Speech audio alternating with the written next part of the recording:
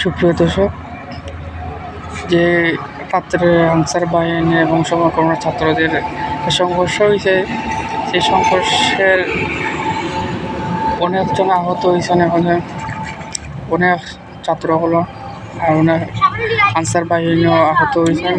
এরা বর্তমান হাসপাতালে আছে। তো সেই প্রেক্ষাপটে তোমার সারজিস আলম কি বলতেছেন তাদের মুক্তি আমরা সম্পূর্ণ জিনিস আমরা শুনে আসি। করিনি, কারণ পুরো রাষ্ট্র কাঠামোই সচিবালয় থেকে পরিচালিত হয়। আমি যদি এই রাষ্ট্র কাঠামোর গলা চেপে ধরি, তাহলে রাষ্ট্র চলবে কিভাবে? আমার ডিসিশনগুলো মেক হবে কিভাবে? আমার পলিসিগুলো বাস্তবায়ন হবে কিভাবে? এইগুলো চিন্তা না করে তারা সেই সকাল থেকে শুরু করে রাত 10টা পর্যন্ত চারপাশে এটি অবরোধ করে রেখেছি। আমরা এসেছি তাদের হয়ে কথা বলতে।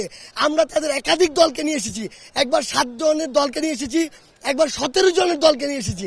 তারা আমাদের সাথেই ছিল, কিন্তু তাদেরকে যখন আমরা বলেছি, তাদের অধিকাংশ দাবি মেনে নিয়েছি এবং বলেছি যে এই অভ্যুত্থানের এখনো 20 দিন হয়নি, আপনারা যদি আপনাদের এই দাবিগুলো জানান সমস্যা নেই, এই দাবিগুলো রাষ্ট্রের অবস্থা স্থিতিশীল হওয়ার পরে জানান, অবশ্যই এই দাবি নিয়ে কথা হবে।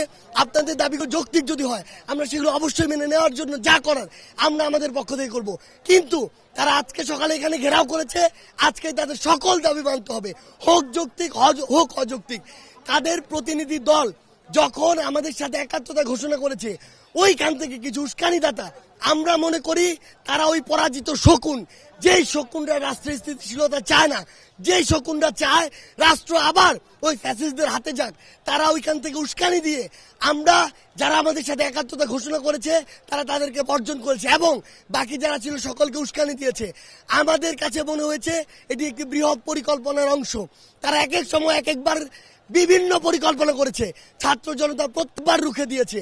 আজকে তারা এখানে মাননীয় প্রধান উপদেষ্টা থেকে শুরু করে মাননীয় যত উপদেষ্টা ছিল, কিংবা এই সচিবালয়ের পুরো রাষ্ট্র কাঠামোর আমলাতন্ত্রের যতজন কর্মকর্তা কর্মচারী ছিল, সবাইকে আটকে রেখেছে। যদি আটকে রাখা হয় তাহলে এই রাষ্ট্র কাঠামো ফাংশন করবে কিভাবে? আলটিমেটলি তাদের উদ্দেশ্য ছিল এই রাষ্ট্র কাঠামোর ফাংশনটিকে বন্ধ করা। কিন্তু তারা ভুলে গিয়েছে যে এই ছাত্র জনতা আজকে থেকে কয়েকদিন আগে 16 বছরের ফ্যাসিস্টকে গলা ধরে নামিয়েছে, পতন করিয়েছে, দেশ থেকে বিতাড়িত করেছে। তারা কয়েকশো আর কয়েক হাজার এসে মনে করছে ছাত্র জনতা মনে ঘুমিয়ে পড়েছে। তাদেরকে আমরা স্পষ্ট করে বলে দিতে চাই, আর যদি সচিবালয়ের আশেপাশে এরকম কোন নরপিশাচকে আমরা দেখি যারা রাষ্ট্র কাঠামোকে ব্যাহত করতে চাইবে, তাহলে সচিবালয়ের আশেপাশে তাদের কোনো অস্তিত্ব থাকবে না। আমরা স্পষ্ট করে বলে দিতে চাই, আপনাদের যদি কোনো দাবি থাকে, রাষ্ট্র আগে স্থিতিশীল অবস্থা আসুক, আপনাদের যৌক্তিক দাবি নিয়ে যে লজিক্যাল ওয়েগুলো রয়েছে সেই ওয়েতে আপনারা অ্যাপ্রোচ করুন। তারপরে যদি আপনাদের যৌক্তিক দাবি না মানে হয়, তাহলে আমরা যারা আছি আমরা আপনাদের সাথে দাঁড়াবো। কিন্তু আজকে যারা এই চক্রান্ত করেছে, আমরা স্পষ্ট করে বলি তারা আনসার বাহিনীর সদস্য নয়, তারা চক্রান্তকারী। তাদের বিচারের জন্য যা করা দরকার আমরা তাই করব। তারা যদি সৎ পথে আমাদের সাথে আলোচনার টেবিলে বসে একটি ফলাফল প্রত্যাশা করত, আমরা সহযোগিতা করতাম।